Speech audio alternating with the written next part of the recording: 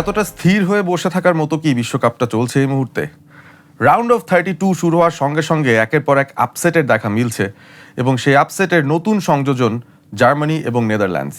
একই রাতে শিরোপা প্রত্যাশী দুটো দল তারা কিন্তু বাদ পড়ে গেছে বিশ্বকাপের আসর থেকে এবং তাদেরকে যারা হারিয়েছে তাদের স্বপ্নযাত্রা অবিচল রয়ে যাবে। প্যারাগুয়ে এবং মরক্কো, তাদের গল্পটাও বলতে হবে। ওয়ালটন স্মার্ট ফ্রিজ প্রেজেন্টস ড্রিবলিংয়ের আজকের আয়োজনে সবাইকে আমন্ত্রণ জানাচ্ছি। আমি আহমেদ বিন পারভেজ এবং আজকের গল্পে অনেকগুলো নায়কের কথা বলতে হবে, যারা গোলকিপিংয়ে নায়কোচিত পারফরমেন্স দিয়েছেন, যারা শুট টেকার হিসেবে মাথা ঠান্ডা রেখে গোলগুলো বের করেছেন।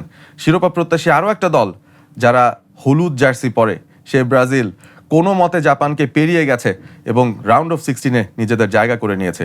কথা হবে সেই সব নায়কদের নিয়ে এবং আমার পাশে যাকে পেয়েছি আজকে বিশেষ অতিথি হিসেবে, তিনিও কোনো অংশে কম নন।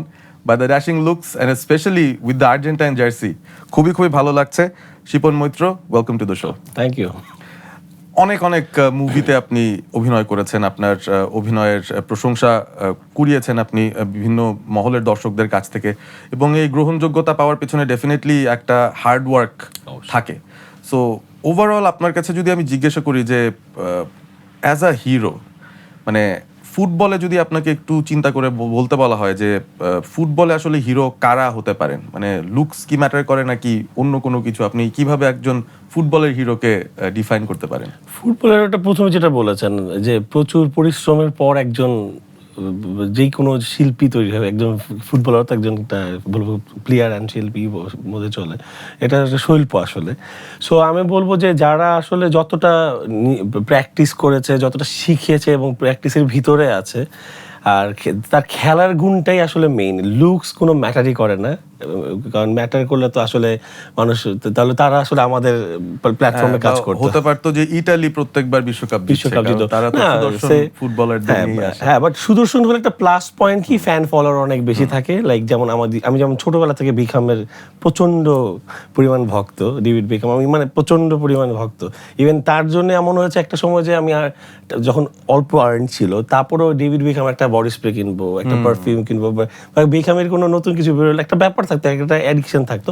এই জিনিসগুলো হলো লুকের দিক দিয়ে, কিন্তু খেলা বেসিক্যালি আসলে বিকাম কিন্তু অতটা ফেমাস হতো না যদি ওর খেলাটা যদি ঠিক না থাকতো। ও তো অবশ্যই ওয়ার্ল্ড ক্লাস প্লেয়ার ছিল। সো অবশ্য লুকটা হলো অ্যাকচুয়ালি বলবো এটা হলো প্লাস, কিন্তু মেইন তো আসলে তার পারফরম্যান্স। সো আপনি যেহেতু আর্জেন্টাইন জার্সি পরেছেন, ধরেই নিতে পারি যে আপনি একজন আর্জেন্টিনার সমর্থক।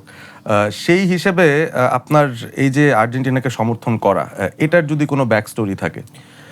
এটার ব্যাক স্টোরি আসলে আমি তো মানে 90s কিডস, কিন্তু তারপরেও দেখা যায় আমি যেহেতু লাইক ছোটবেলা থেকে ম্যারাডোনা শুনে বা আমাদের ওই ম্যারাডোনার খেলা, ওই টাইমটা তো ওই ম্যারাডোনার থেকে আসলে আর্জেন্টিনার ভক্ত। সত্যি কথা বলবো, আর্জেন্টিনাকে যদি একদম স্পেসিফিকলি বলি, ম্যারাডোনার জন্য হলো আমি আর্জেন্টিনাকে সাপোর্ট করা শুরু করি।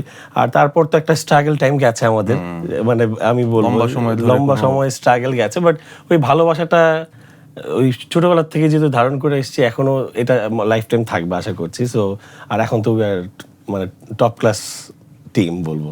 এবং লিওনেল মেসিকে পাওয়াটা আসলে একটা বিশাল বড় ব্লেসিং হয়েছে আর্জেন্টিনার। সেটা পুরো দেশের জন্য ব্লেসিংস আমি বলবো, এবং ওয়ার্ল্ডের জন্য ব্লেসিংস, মানে এটা গিফটেড একটা জিনিস। সো আমরা ম্যাচের ভেতরে যদি চলে যাই, আপনি তো দেখছেনই যে রাউন্ড অফ 32-তে এখন নকআউট ফেজে প্রত্যেকটা ম্যাচ খুবই ডু অর ডাই ধরনের গেম। পা হরকানোর কোনো সুযোগ নেই, আপনাকে পারফর্ম করতে হবে, ম্যাচটা প্রত্যেক ম্যাচ জিতে এখন শিরোপার দিকে যেতে হবে। তো আর্জেন্টিনা নিয়েই শুরু করতে চাই একটু, কারণ আর্জেন্টিনা যেভাবে করে আসলে গ্রুপ পর্বটা পার করেছে, অনেকটা মেসির উপর ডিপেন্ডেন্সি তাদের ছিল। তো নকআউট স্টেজেও দেখা যাচ্ছে তাদের অপোনেন্ট কেপ ভার্দের মতো দল, কিংবা পরবর্তী রাউন্ডে হয়তো অস্ট্রেলিয়া এবং মিশরের মধ্যে যেই দল জিতবে। তো অনেকে বলছেন নাকি আর্জেন্টিনা খুব সহজ একটা রাস্তা পেয়ে যাচ্ছে, ইজি রুট পেয়ে যাচ্ছে। ফুটবলে কি এরকম ইজি কিছু হয়? ইজি কিছুই হয় না। নাম্বার ওয়ান, আমি আর্জেন্টিনার খেলার যেহেতু 2 দিন বাদে আমি একটা কথাই বলবো, লাইক ব্রাজিলের খেলাটা দেখলাম, ব্রাজিল কিন্তু খুব সহজে কিন্তু উতরে যায়নি, মানে একদম লাস্ট মিনিটে ধরতে গেলে, লাস্ট মিনিট না হলে হয়তো এক্সট্রা টাইম পেতো, ট্রাইব্রেকার হতো, কিন্তু ট্রাইব্রেকারে জিতবে কি জিতবে না একদম টাফ ছিল, বিকজ অফ তার পরবর্তী 2টা ম্যাচ দেখলেই বোঝা যায়। বিকজ অফ, আমি সত্যি কথা বলছি, আমি পার্সোনালি এবার আমি একটা প্রেডিকশনের থেকে ভেবেছিলাম যে এবার নেদারল্যান্ড মনে হয় ওয়ার্ল্ড কাপ চ্যাম্পিয়ন হবে, কিন্তু নেদারল্যান্ড কিন্তু রাউন্ড 32-তেই বাদ পড়ে গেল। এবং মানে খুব বলবো যে প্যারাগুয়ের সাথে লাইক এটা মানে ভাবা যায় না, সবচেয়ে বড় কথা। আর তারপর ব্রাজিলও কিন্তু আমি কি বলবো যে জাপান কিন্তু খুব ভালো পারফরমেন্স দিয়ে ওরা হেরে গেছে আমি বলবো, মানে ওইখানে কিন্তু আসলে আমি আর্জেন্টিনা বলে যে আমি ব্রাজিলের বিপক্ষে বলছি তা না, জাপান কিন্তু ভালো খেলেছে সোজা কথা, মানে সবাই ধরে নিয়েছিল যে জাপান কিছু একটা করে ফেলবে, কিন্তু ওইখানে আসলে ব্রাজিল আজকে পার পেয়ে গেছে, best of luck for Brazil. কিন্তু তারপর আপনি যদি বলেন যে জার্মান, যাকে নিয়ে আমরা তো লাফাই সত্যি কথা, মানে আমি বলবো না একটা সময় একটা ইমোশনালি যদি বলি, ইমোশনালি তো করি না, ফান মুডে আমি করি, এই 7 আপ ট্যাপ আপ যাই বলি আমরা তো 7টা গোল ব্রাজিলকে দেইনি, ওই জার্মান দিয়েছিল বলে ওই ব্যাপারটা নিয়ে আমরা একটু ফান করি, ঠাট্টা করি এবং ব্রাজিলের খ্যাপে এটা একটা ফান হয়ে গেছে। কিন্তু সেই জার্মানের মতো টিম কিন্তু আজকে বাদ পড়ে গেল। সো এইবার আসলে ওই প্রেডিক্ট করেও কিছু হচ্ছে না এবং অনেক মানে বড় বড় মানে শক্ত শক্ত টিমগুলো কিন্তু ঝরে পড়ছে, মানে বলা যাচ্ছে না কোন দিকে যাবে। তো তার মানে একটা নার্ভাসনেস কাজ করার কথা আর্জেন্টাইন ফ্যানদের মধ্যেও, কারণ কেপ ভার্দে তারা উরুগুয়েকে এবং স্পেনকে আটকে দিয়ে গ্রুপের দ্বিতীয় স্থান অর্জন করে তারপরে কিন্তু রাউন্ড অফ 32-তে এসেছে। আমরা যেহেতু ব্রাজিল প্রসঙ্গে চলে এসেছি, সেই ম্যাচটা নিয়ে একটু আলোচনা করতে পারি। ম্যাচ শুরুর আগে অনেকে বলছিলেন যে নেইমারকে দেখবো কিনা মাঠে, তিনি কখন নামবেন, তিনি দলের মূল তারকা, কিন্তু গত ম্যাচটায় কিন্তু কোচ অ্যাঞ্চেলটি তিনি নেইমারকে নামাননি এবং লাক্সারি পেয়ে গেছেন না নামানোর, কারণ তাকে নামতে হয়নি। 90 মিনিটের ভেতরে ব্রাজিল ম্যাচটা শেষ করেছে। তবে শুরুতে যখন জাপান গোলটা দিয়ে দিল, তখন আসলে আপনার রিয়াকশনটা কেমন ছিল যে তারা কিন্তু একটা গোল পেয়ে গেছে, এখন কি হবে? না, কালকে একটু কি ছিল যে প্রথম 45 মিনিট এবং 60 মিনিটস আমি খেলাটা দেখেছি, মানে তখন মনে হচ্ছে যে জাপান অনেক স্ট্রংই আসলে, অ্যাকচুয়ালি কিন্তু 90 মিনিটস কিন্তু খেলেছে পুরো মাঠে, কিন্তু লাইক প্রথম জন গোল দেখেছি আর আমরা অনেকজন মিলে দেখেছিলাম আসলে, প্রায় অলমোস্ট 30+, আমরা একটা সব ফ্রেন্ডস অ্যান্ড ফ্যামিলি সবাই দেখেছিলাম। সো ওইখানে আসলে বেশিরভাগই আর্জেন্টাইন ছিল, ব্রাজিল একটু কমই ছিল। তাহলে তো উৎসব ছিল আর কি ব্যাপারটা।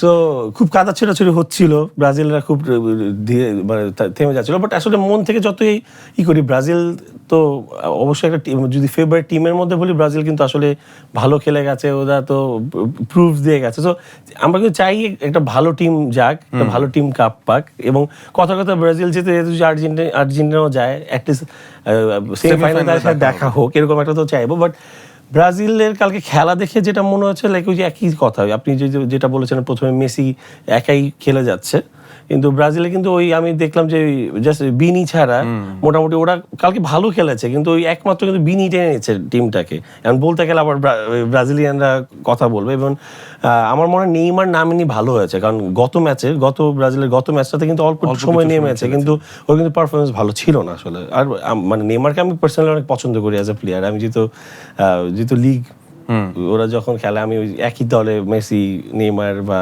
ওই খেলেছেন এক সময়, তো ওইখান থেকে আমার নেইমারকে খুব ভালো লাগে, কিন্তু নেইমার কিন্তু আসলে ফিট নাই মানে আমার মনে হয়, আর বাকিটা তো অ্যাকচুয়ালি ওর কোচ আর ও নিজেই বলতে পারবে।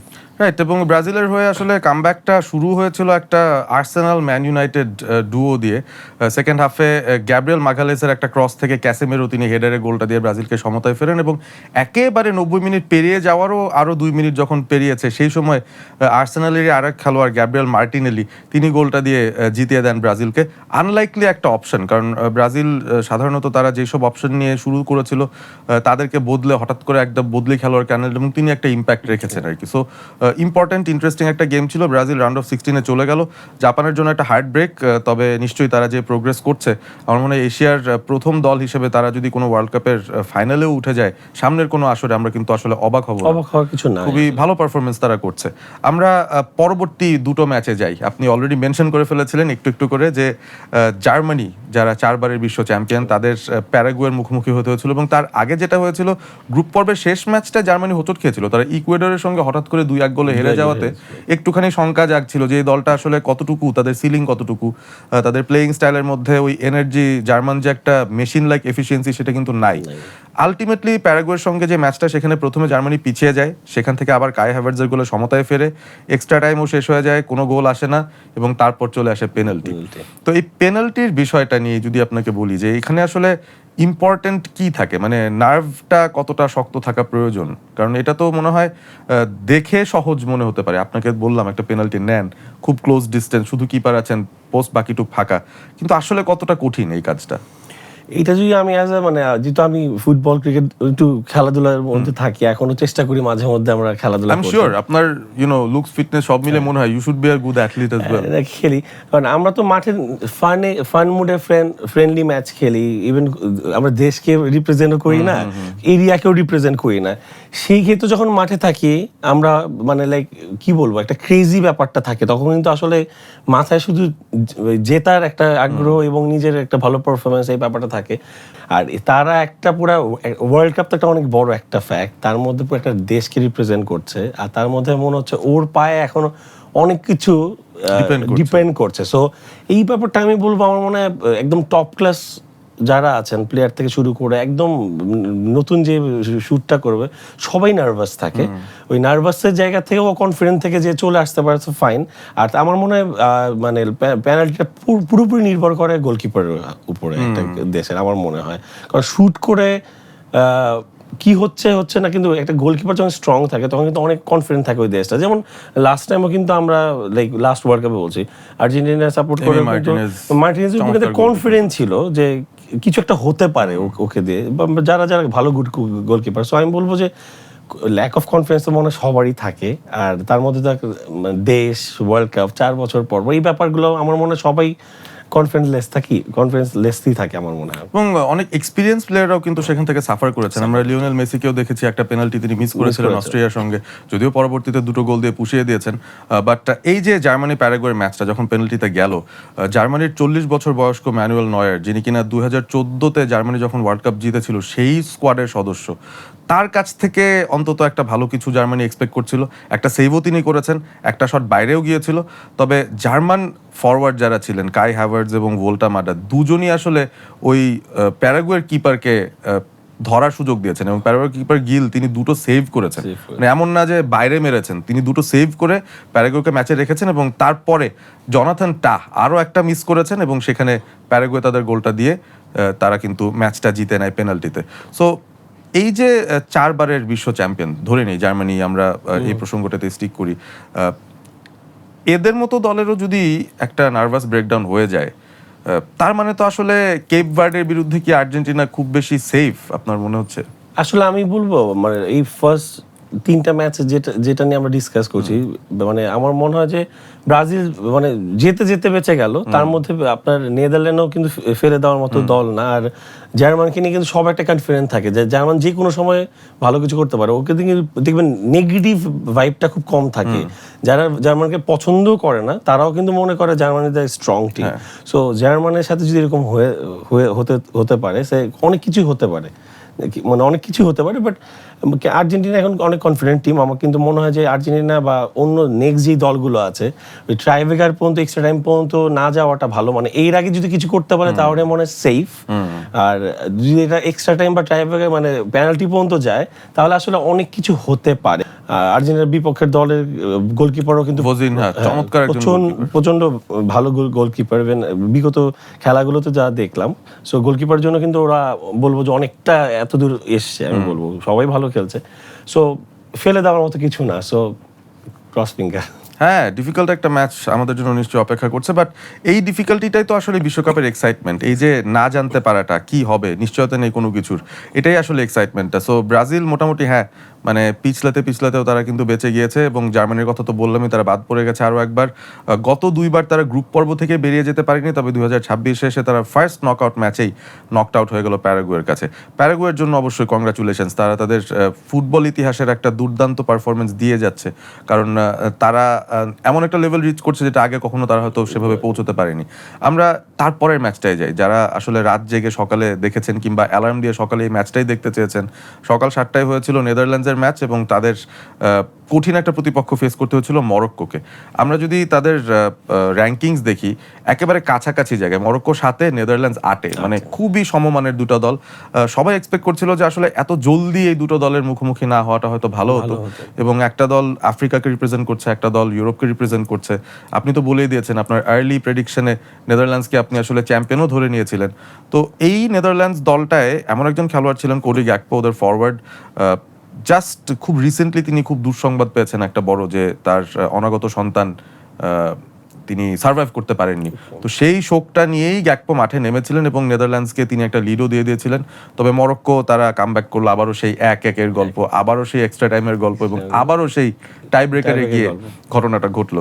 তো এইখানে যেটা হয়েছে ইন্টারেস্টিং সেটা হচ্ছে যে বারের মধ্যে বারবার শটগুলো লেগে যাচ্ছে, মানে অফ টার্গেটও না, কিপারকেও সেভ করতে হচ্ছে না, সামহাও একই বারে হিট করে করে বল বের হয়ে যাচ্ছে। ওরকম লেভেলের নার্ভাসনেস দুটো দলের প্লেয়ারদের মধ্যে ছিল এবং দিন শেষে আফ্রিকার দেশ মরক্কো তারা আবারও একটা পেনাল্টি উইন পেয়ে গেছে নেদারল্যান্ডসের এগেনস্টে।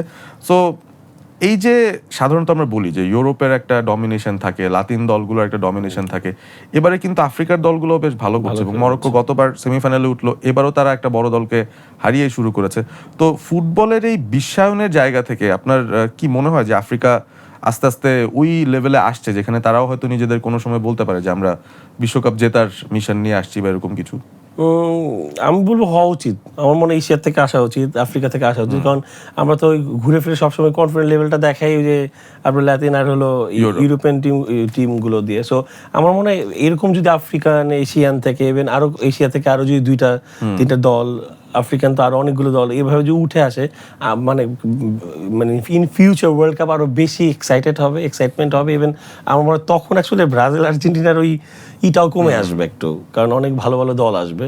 আই হোপ সব জায়গা থেকে আসুক না, তাহলে আরো বাড়বে, কম্পিটিশন বাড়বে, মানুষের মানে জানা চাওয়া পাওয়ার আগ্রহটাও বাড়বে আসলে। সো যেহেতু আর্জেন্টিনা ব্রাজিল প্রসঙ্গটা নিয়েই আসলেন, আমার মনে হয় যে এই প্রশ্নটা আপনাকে না করে পারছি না। এখন আপনি আসলে ভাইবটা কি দেখেন, বাংলাদেশে কোন দলের সমর্থকের সংখ্যা বেশি, আর্জেন্টিনা নাকি ব্রাজিল? আমি বরাবরই যখন জিততে পারতাম না তখনও দেখতাম আর্জেন্টিনাই সাপোর্টার বেশি, আর ব্রাজিলরা হলো অ্যাকচুয়ালি হয় কি যেমন মফ সৃষ্টি করলে মনে হয় যে ওইখানেই মনে পুরো বাংলাদেশটা মনে হয় অকেজ হয়ে যাচ্ছিল মাঝখানে, আমরা যে বুঝতে পারছিলাম হতো কিন্তু শাহবাগ মোড়ে, কিন্তু আমরা ভাবতাম পুরো বাংলাদেশ মনে অকেজ হয়ে গেছে। ব্রাজিলের ব্যাপারটা আমি বলবো ওরকমই, ওরা এতই লাফায় এতই চিল্লায় মনে হচ্ছে অনেক কিছু, কিন্তু আমরা আসলে খুব সাইলেন্টলি খেলে খেলে খেলে খেলে কিন্তু এখন টপ 1-এ আছি। আমি একটু পিঞ্চ করেই বললাম আর কি।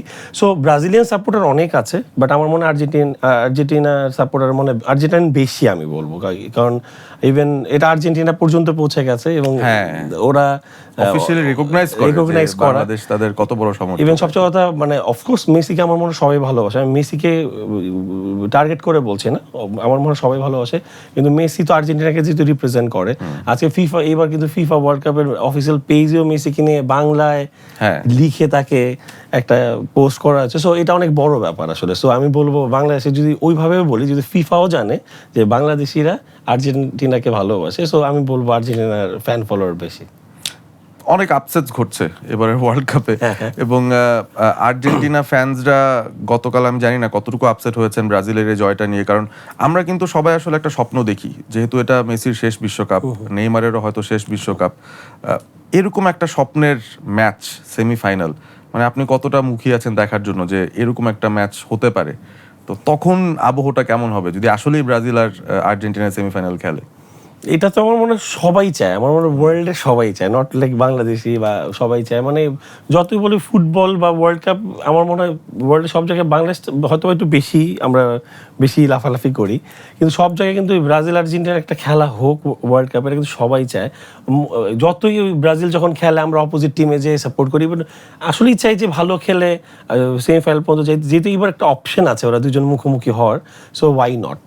আমি একদম মন থেকেই চাইবো ব্রাজিল যেন সেমিফাইনাল পর্যন্ত যায়, ইভেন অফকোর্স আর্জেন্টিনা যেন খুব কনফিডেন্টলি সেমিফাইনাল পর্যন্ত যায়, ওদের দেখা হোক, খেলাটা হোক। এবং মেসি থাকাকালীন সময় এবং Neymar Messi they are very good friend এবং তারা মুখোমুখি হবে, এটা কিন্তু একটা অন্যরকম একটা মানে ইতিহাস ঘটবে। আমরা আসলে ভাবছিলাম যে এই ইকুয়েশনে মেবি সামহাও রোনালদোকেও ঢুকিয়ে ফেলা যায় কিনা, কারণ এই গত 10-12-15 বছরের মধ্যে আসলে এই তিনটা নামই পুরো ফুটবল দুনিয়াকে ডমিনেট করেছে, মেসি, নেইমার এবং ক্রিস্টিয়ানো রোনালদো।